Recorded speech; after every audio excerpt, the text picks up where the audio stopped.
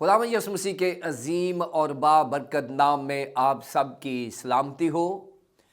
ناظرین، ہمارا آج کا ڈیووشن لیا گیا ہے مقدس یعقوب کا عام خط، اس کا 3 باب اور اس کی پہلی 2 آیات میں سے۔ کلام مقدس میں یوں مرقوم ہے: اے میرے بھائیو، تم میں سے بہت سے استاد نہ بنیں، کیونکہ جانتے ہو کہ ہم جو استاد ہیں زیادہ سزا پائیں گے، اس لیے کہ ہم سب کے سب اکثر خطا کرتے ہیں۔ کامل شخص وہ ہے جو باتوں میں خطا نہ کرے، وہ سارے بدن کو بھی قابو میں رکھ سکتا ہے۔ کلام مقدس کے پڑھے اور سنے جانے پر خداوند کی برکت ہو، آمین۔ ناظرین، ہمارے آج کے ڈیووشن کا عنوان ہے معیاری استاد، اور اسے آپ تک پہنچانے کے لیے ہمارے ساتھ تعاون کیا ہے بیکن لائٹ سے ورڈ ایٹ ورک نے۔ ناظرین، مقدس یعقوب کا عام خط 5 ابواب پر مشتمل ہے۔ اس میں 108 آیات اور 2309 الفاظ ہیں، اور ان 5 ابواب میں اور 108 آیات اور 2309 الفاظ میں خداوند کے بندہ مقدس یعقوب نے مسیحی ایمان کا مکمل احاطہ کیا ہے، اور نہ صرف وہ مسیحی ایمان کا احاطہ کرتا ہے بلکہ اس نے ایک مسیحی طرز زندگی بھی دے دیا ہے۔ اگر آپ پہلا باب دیکھتے ہیں تو اس میں ایک ایماندار کے مسیحی امتحان کی بات کی گئی ہے۔ پھر دوسرے باب میں ایمان کے خواص یعنی ایٹریبیوٹس آف کرسچن فیتھ سے متعلق بتایا گیا ہے کہ ایمان کے خواص کیا ہیں، خوبیاں کیا ہیں۔ اور اب تیسرے باب میں ایک ایماندار کا جو طرز زندگی ہے اس سے متعلق خداوند کا بندہ ہماری رہنمائی کرتا ہے۔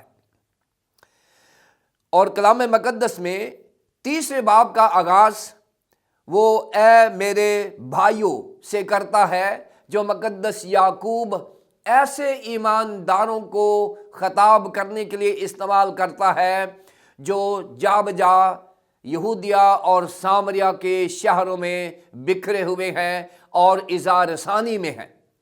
انہیں اے میرے بھائیوں کہہ کر وہ ہمیشہ انہیں گلے لگاتا ہے اور اپنے میں اور ان میں جو فرق ہے اس کو ختم کرتا ہے۔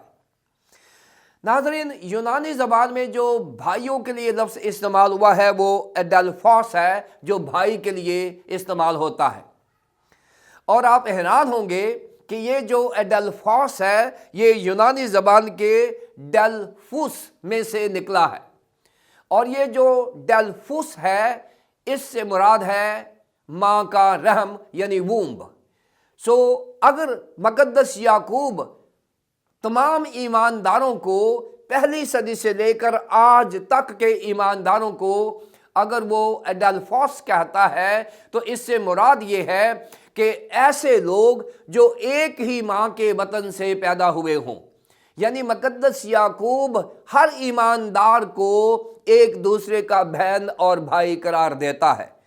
اور یہاں پر اس نے ایک بات سے انتباہ کیا ہے، کیونکہ مقدس یعقوب جانتے ہیں کہ ایمانداروں میں انسانی جسم ہے، اور انسانی جسم کا ایک ایسا عضو ہے جو ایمانداروں کے ایمان کو متزلزل کر سکتا ہے، لیکن اس نے اپنے آپ کو شامل کر کے اساتذہ کرام کو انتباہ کیا ہے، اور پہلی آیت میں اس نے بتایا ہے کہ اے میرے بھائیو، تم میں سے بہت سے استاد نہ بنیں، کیونکہ جانتے ہو کہ ہم جو استاد ہیں زیادہ سزا پائیں گے۔ ناظرین، اگر آپ پہلی صدی کی تاریخ پر غور کریں تو اساتذہ اکرام کو 2 چند عزت ملتی تھی۔ اگر آپ افسیوں کے خط کے 4 باب کی 11 آیت کو دیکھیں تو وہاں جو کلیسیائی خدمات ہیں ان میں اساتذہ کرام کا ذکر ہے۔ پھر اگر آپ پہلا کرنتھیوں 12 باب کی 28 آیت میں دیکھیں، وہاں خدمت گزاروں میں اساتذہ کا ذکر ہے۔ اور اگر آپ رومیو کا خط اس کا 2 باب اور اس کی 17 سے 29 آیت میں دیکھیں، وہاں پر بھی اساتذہ اکرام کا ذکر ہے۔ یعنی پہلی صدی کے جو ایماندار ہیں ان میں اساتذہ اکرام کا خاصا ذکر ملتا ہے، اور ان کی عزت بھی 2 چند تھی۔ اور شاید یہی وجہ تھی کہ وہاں پر لوگ اپنے آپ کو بغیر کسی تربیت حاصل کیے ہوئے، بغیر کسی ڈگری کے، وہ اپنے آپ کو اساتذہ ڈکلیئر کر دیتے تھے، کیونکہ اس دور میں شاید خدام کی اتنی عزت نہیں تھی جتنی اساتذہ اکرام کی عزت تھی۔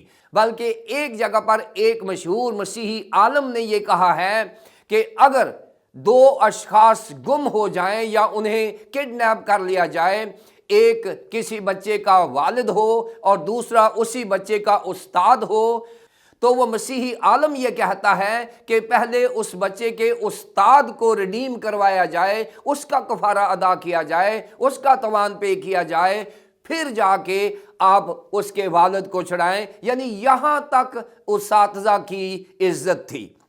اور یہی وجہ ہے کہ ہر دوسرا شخص اپنے آپ کو استاد گردان دیتا تھا۔ اور شاید 21ویں صدی میں آج ہم استاد بننے سے تو گھبراتے ہیں، لیکن ہم پادری یا بشپ بننا پسند کرتے ہیں، ایسے عہدوں کی طلب کرتے ہیں جن میں عزت ملے۔ ہمارے ذہن میں خدمت ہو تو یہ بہت اچھی بات ہے۔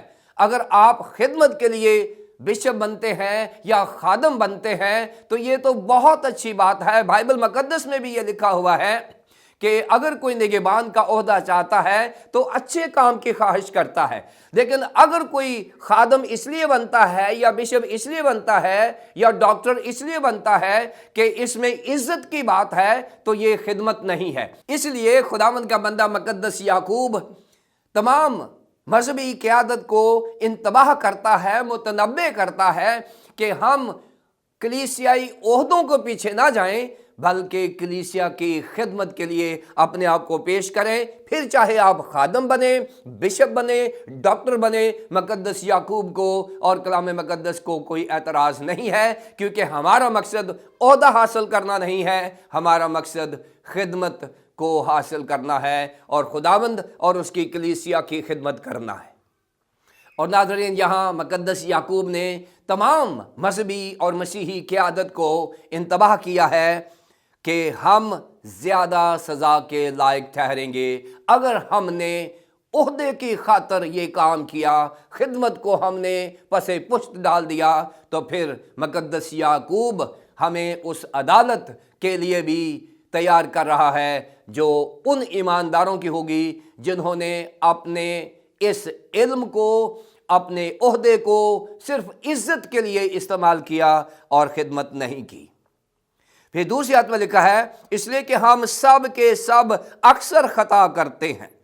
یہاں غلطی کی، خطاؤں کی اور خاص طور پر گناہ کی عالمگیریت کو پیش کیا گیا ہے، اور بائبل مقدس بھی اس بات کا اقرار کرتی ہے رومیو کے خط کے 3 باب کی 23 آیت میں کہ سب نے گناہ کیا اور خدا کے جلال سے محروم ہے۔ اور وائز کی کتاب 2 باب کی 20 آیت میں بھی ایسا ہی لکھا ہے۔ اور زبان کی خطا کی اگر بات کریں تو امثال 15 باب کی پہلی 4 آیات میں اور متی کی انجیل کے 12 باب کی 36 اور 37 آیت میں زبان کی خطا کی بات کی ہے۔ سو ناظرین، اب خداوند کا بندہ مقدس یعقوب ایمانداروں کو اور مذہبی قیادت کو خاص طور پر تیار کر رہا ہے کہ ہمارے جسم میں ایک ایسا عضو ہے، اگر ہم اس پر کنٹرول کر لیں گے تو ہم سارے بدن کو کنٹرول کر لیں گے۔ اور آگے یہی لکھا ہوا ہے، کامل شخص وہ ہے جو باتوں میں خطا نہ کرے، وہ سارے بدن کو بھی قابو میں رکھ سکتا ہے۔ سو ناظرین، کاملیت کے لیے یہاں جو لفظ استعمال ہوا ہے وہ تیلیوس ہے، اور تیلیوس اس شخص کے لیے استعمال ہوتا ہے جس میں روحانی پختگی ہو، نمبر 1۔ نمبر 2، جو ذہنی طور پر میچور ہو، پختہ ہو، اور پھر نمبر 3، جس کا اخلاقی معیار بلند و بالا ہو، اس پر کوئی انگلی نہ اٹھائی جائے۔ اور کامل شخص وہ ہے جو مقدس یعقوب نے تعریف کی ہے کہ جو باتوں میں خطا نہ کرے۔ ناظرین، ہمارے الفاظ جو ہوتے ہیں ہمارے خیالات کی نمائندگی کر رہے ہوتے ہیں، لہٰذا مقدس یعقوب رسول یہاں ہمیں ہدایت اور رہنمائی فراہم کرتے ہیں کہ ہم باتوں میں خطا نہ کریں، اور اگر ہم اپنی زبان پر کنٹرول کر لیں گے تو مقدس یعقوب نے ایک اصول فراہم کیا ہے، وہ یہ ہے کہ ہم اپنے جسم کو بھی، بدن کو بھی قابو رکھ سکتے ہیں۔ سو یہاں پر چند اسباق ہیں جو پہلی 2 آیات میں بیان کیے گئے ہیں۔ پہلی بات کہ مذہبی رہنماؤں اور ایمانداروں کا انداز گفتگو خوبصورت ہونا چاہیے اور محتاط ہونا چاہیے۔ نمبر 2، ایمانداروں کو اور کلیسیائی رہنماؤں کو ذمہ داری کے ساتھ اپنی خدمت کرنی چاہیے تاکہ ہم انڈر ججمنٹ نہ آ جائیں، عدالت سے بچ جائیں۔ تیسری بات، کلیسیائی رہنماؤں اور ایمانداروں کو یہ بات سکھائی گئی ہے کہ اگر ہم بائبل کے معیار پر پورے نہیں اتریں گے تو ہم احتساب کے مرتکب ہوں گے، اور ہمیں احتساب کے کٹہرے میں کھڑا ہونا گا خداوند کے سامنے۔ اور پھر نمبر 4 پر ہے کلیسیائی رہنماؤں کا جو معیار دے دیا گیا ہے ایمانداروں کا، وہ یہاں پر موجود ہے۔ سو یہ 4 چیزیں ہیں جو ہم آج کے لیسن سے سیکھتے ہیں۔ خداوند مجھے اور آپ کو ایک معیاری استاد بننے کی توفیق عطا فرمائے تاکہ ہم عہدوں کے لیے کام نہ کریں بلکہ ہم خدا اور اس کی کلیسیا کی خدمت کے لیے اپنی زندگی کو پیش کریں۔ خداوند ہمیں ایسا کرنے کی توفیق عطا فرمائے، آمین۔ آئیے ہم دعا کریں۔ بزرگ پیارے آسمانی باپ، ہم تیرا شکریہ ادا کرتے ہیں کہ تو نے مقدس یعقوب کے وسیلے سے ہم ایمانداروں اور مذہبی قیادت کو ایک معیار دے دیا ہے، اور تو چاہتا ہے کہ خداوند ہم وہ معیار حاصل کریں جو بائبل مقدس ہمیں دیتی ہے۔ اگر ہم اس پر پورا نہیں اترے تو ہمیں معاف فرما، اور آئندہ ہمیں ایک معیاری خادم، معیاری کلیسیائی قائد اور معیاری ایماندار بننے کی توفیق عطا فرما۔ ہم یہ مانگتے ہیں تیرے پیارے بیٹے اپنے خداوند یسوع مسیح کے وسیلے سے، آمین۔